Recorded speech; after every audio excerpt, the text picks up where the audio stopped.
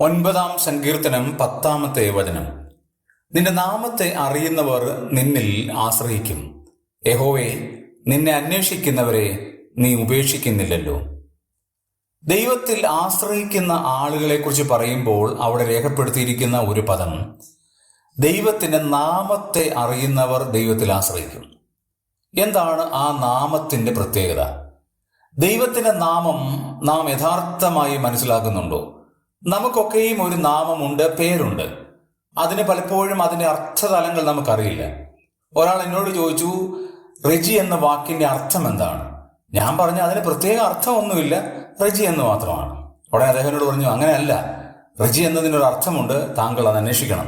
അങ്ങനെ ഞാൻ ഗൂഗിളിൽ ഈ പദം കൊടുത്തപ്പോൾ എനിക്ക് മനസ്സിലായി, റിജോയ്സ് എന്നൊരു പദമാണ്, ആനന്ദം എന്നൊരു പദമാണ്, അതിന്റെ ഒരു വകഭേദമാണ് റെജി. നമ്മുടെയും പേരുകൾക്ക് അർത്ഥമുള്ളതുപോലെ ദൈവത്തിന്റെ പേരുകൾക്ക് അമൂല്യമായ അർത്ഥമുണ്ട്.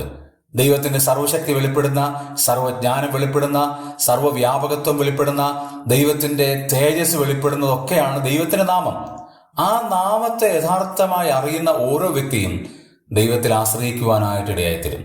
ആകയാൽ നമുക്ക് ദൈവത്തിന്റെ നാമത്തെ കൂടുതലായി മനസ്സിലാക്കുകയും ദൈവത്തിൽ ആശ്രയിക്കുകയും ചെയ്യാം.